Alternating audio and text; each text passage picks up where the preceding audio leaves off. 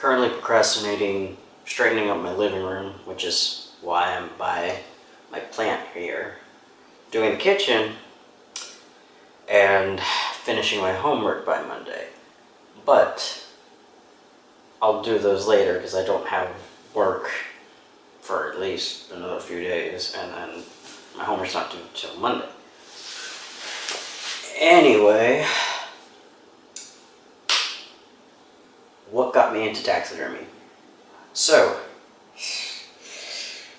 long story short is, I was like, oh, bones are cool.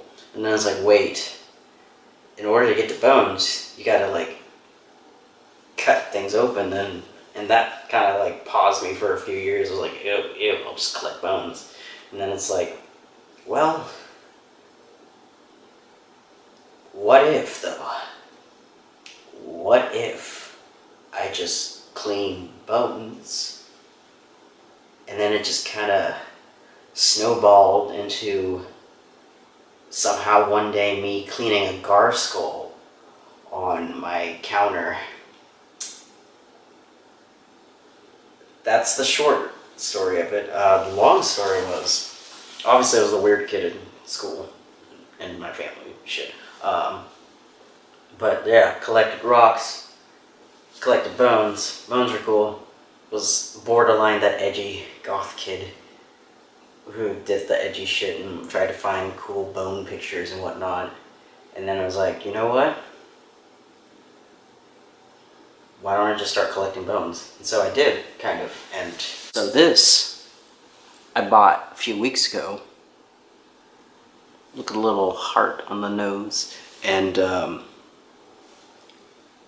this one was, I believe, mentioned in another video of mine, but more context. This was a gift from a family friend, and I love it to death. And I cleaned it a while back because it had a lot more dirt than it currently does.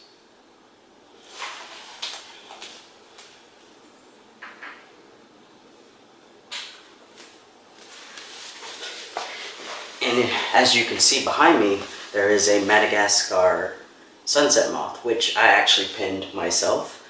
The angelfish, if I correctly pinned that one. No, I think that's something else.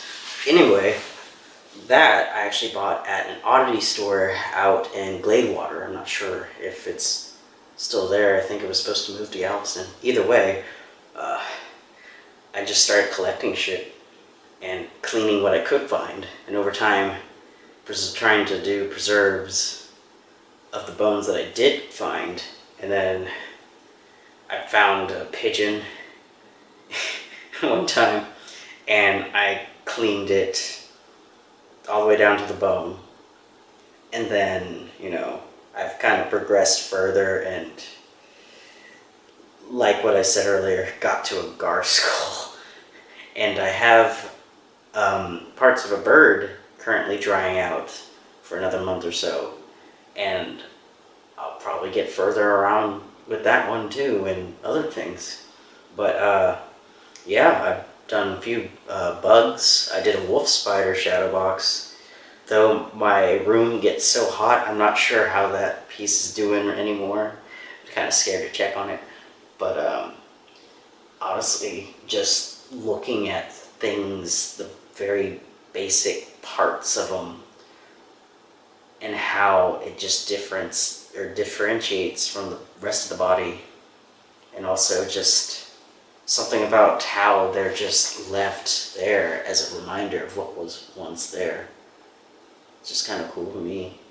It's not so much memento mori shit, but more like, okay, bones are just kind of remnants of the past in a biologic sense, and they're just kind of cool.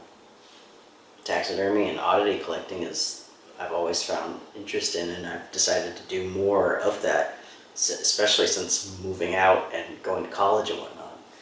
And honestly, I have a good time with it. Is it difficult? Yeah. But it's fun. Just dissecting and whatnot, it's pretty interesting, honestly. But it's definitely not something that anyone can just do, per se. And you definitely need a stomach for it. and proper like utensils, because you don't want to get sick in the sense of accidentally getting something in your mouth or like that. I mean, I've stepped on a brain piece here and there. It's not fun, but yeah. The other day someone asked me, what does a brain feel like? Well, the only thing I could say for them was, at the time, the brain that I was working on, which was the gar skull, it felt kind of like basically a chewed up piece of steak, like chewed up, well done sirloin. So it's still kind of together, rough, but very mashed, and like it's something. But I mean, looking back at it now, it's kind of funny. And the gar skull was fresh when I got it, so I don't kill animals. I'm a very firm believer of dead when we met and whatnot. It was a hunter friend of mine who just happened to. He just showed up saying, "Oh, hey, I have gar for you." I'm like, "Okay, cool." And then, it just kind of. It's been a very interesting hobby to really get into because of all the science behind it, and also just hoping you don't hurt yourself in the process. But I love it. I'm a huge novice, obviously, and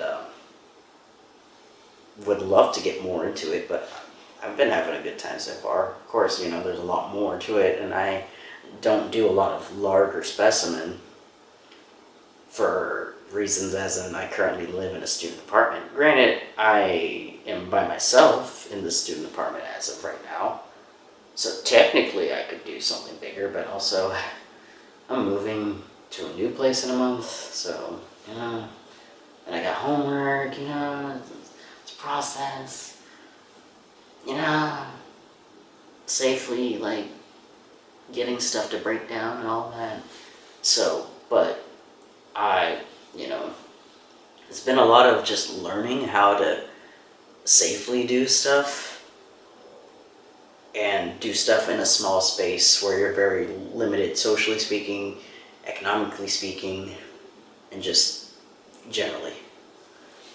It's a science, it's a lot of sometimes math, just general math. It's about timing and all that. It's just a craftsmanship as well. I'd love to advance more and do like bone carving and paintings and whatnot, or resin casts. But for now, it is what it is. Whatever I can do, whatever I do get a hold of, I just work with it. But it's fun, honestly. Do I have any advice? Know your bird laws. Know the bird laws, because you can't just get any bird. Be very careful with that one. Gloves are your best friend, and so is eye masks, face masks, and a scalpel. Just get general cutting tools. You can buy some paring knives and a cheap cutting board, and that can already set you up pretty nicely. Careful about your chemical ratios. Don't accidentally make mustard gas.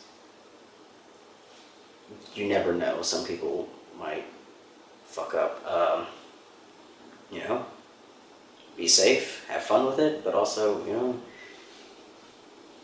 my mad scientist childhood brought me to this point, so